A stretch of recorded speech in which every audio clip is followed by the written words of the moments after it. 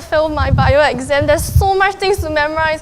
Why do I have to memorize everything? Why can't I just be like you over there that gets A's all the time? I'm never going to fail. That's what I tell myself. But I always fail anyways.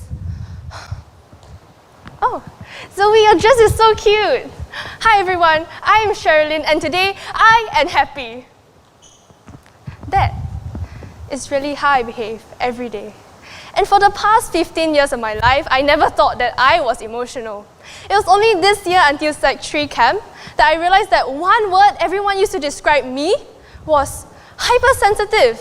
And now usually we would associate someone as being hypersensitive because they have a lot of difficulties getting past past hurts and they hold a lot of grudges and hurt inside of them. But I am going to share with you today 3 ways I use my hypersensitivity to my advantage. Firstly, I use my emotions to learn. Yes, you heard me right. Last year, I was number 7 in my whole cohort, and today, I am in my top class. But it wasn't because I'm really smart or because I was mugging all the way, but because I use my emotions to learn. So how this works is whenever I'm in a class, there's so many emotions coming through my mind and it's intense. So whenever I open my textbook, for example, I recall the dissection lesson at biology. And I can remember the smell from the kidney. It was disgusting. So all these emotions start coming back to me as landmarks along this route inside this emotional map in my head.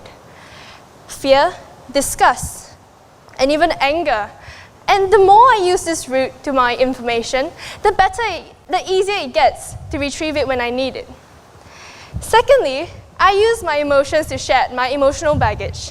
And now you will assume someone that's emotional should be crying in a corner all the time and like thinking about all the things people have said to them. But no, being emotional actually means you're able to identify the correct emotions you're feeling then and address it properly. For example, personally, I have 2 kinds of anger.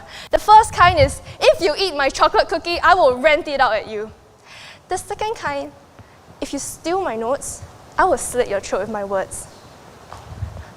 And I have to warn people when I'm silently angry to give me at least 0.5 meter radius. And if anyone steps within that radius, I will blow up at them, although they are not the ones that make me angry.